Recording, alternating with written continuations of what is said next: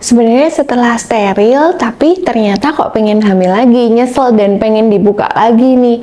Sebenarnya berapa lama sih dok jarak setelah steril dan kita bisa buka lagi tubanya supaya bisa hamil lagi? Yuk kita bahas bersama saya Dr. Oli, spesialis obgyn. Nah untuk moms yang memang udah pengen steril, bener-bener udah mantep steril, itu karena sterilisasi kan prosesnya tuh bisa dipotong, bisa diikat, bisa dipotong tengahnya, dipisahin gitu aja. Nah itu kan banyak banget teknik untuk sterilisasi atau pemotongan tuba.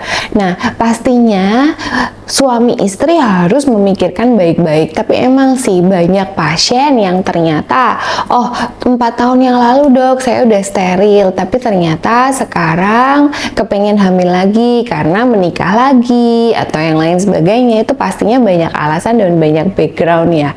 Nah, itu harus dikonsultasikan ke dokternya karena jangan-jangan yang waktu dulu sterilisasinya adalah potong atau dipotong semua fimbrianya, jadi fimbriektomi. Fimbria dipotong semua, kadang-kadang untuk proses penyambungan kembali atau rekonstruksi tuba supaya terjadi kehamilan, kadang-kadang memang chance-nya untuk keberhasilannya untuk bisa hamil lagi dengan alami itu rendah. Malahan kadang-kadang setelah rekonstruksi tuba itu bisa terjadi kehamilan ektopik karena setelah dibuka di area tubanya, tapi ternyata sel telur yang sudah dibuahin sperma itu tidak bisa jalan alami ke dalam rahim, jadi stuck karena bisa aja jadi dari scar bekas rekanalisasinya atau bekas jahitannya. Nah itu bisa terjadi hamil ektopik di tuba.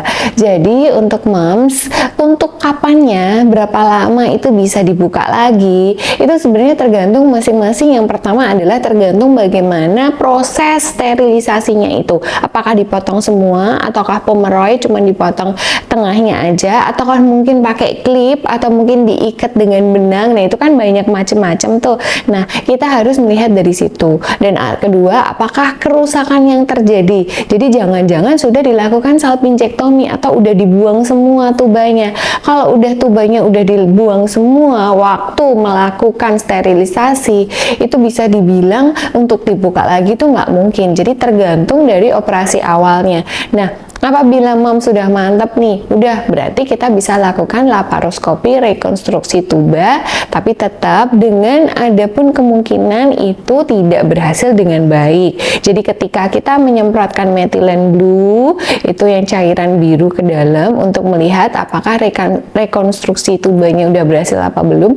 Nah kadang-kadang bisa aja itu masih tetap tersumbat atau mungkin sudah berhasil keluar, tapi yang namanya proses healing, kadang-kadang penyembuhannya tubanya itu setelah direkonstruksi mungkin tidak sempurna.